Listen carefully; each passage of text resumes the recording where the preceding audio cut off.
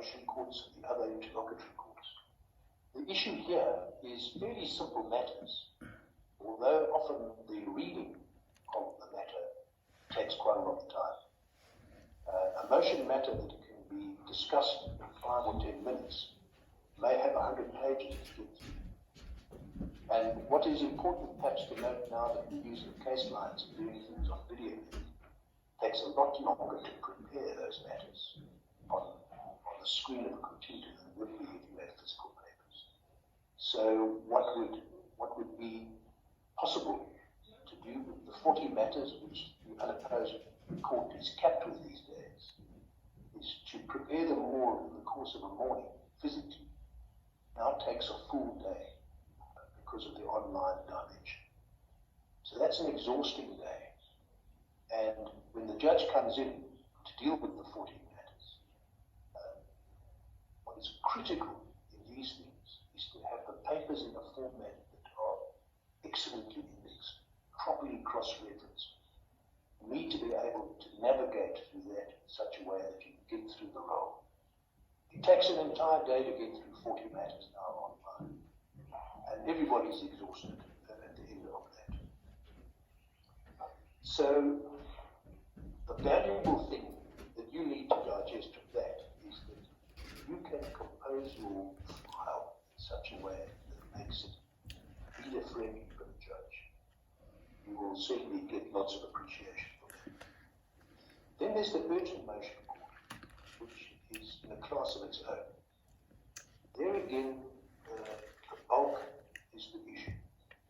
Each of the 2 judges in Johannesburg will deal with 25 to 30 matters in the course of a week. A few of those things are unopposed, but most of them are opposed to some extent. That is an enormous task. And the reality of the work process there is that on a Thursday, urgent roll is presented to the judges. It's not likely that you'll get a chance to start reading before Saturday. So the entire weekend's taken up reading. One of the judges will be on after-hours duty that weekend, and the other judge will take over on Monday. And if you're the after-hours judge on the weekend, you get called out to do an urgent application any time of day or night. That eats into the preparation time again. Now, all of those matters are not presented to you on a Thursday, because usually only about 2/3 of the matters that are heard in the week arrive on Thursday. The rest are walk-ins. People turn up an hour before and say, please hear me. And those matters are done on the trot without any preparation whatsoever. And it's important that when you present those matters, the judge is capable of coping with that in the time available. Because remember, if the matter justifies being on the urgent roll, you need a judgment there and then. There's no time to go and reflect. So no matter how long or short the papers are, a decision's got to be made. If you present a judge in the urgent court with an incoherent set of papers, the likelihood of you failing is very high. Because unless you can make sense of something, you can't justify making a decision.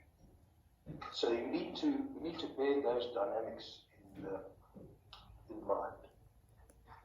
So those are the courts that you're going to practice in, and those are the conditions under which the judges have to make decisions.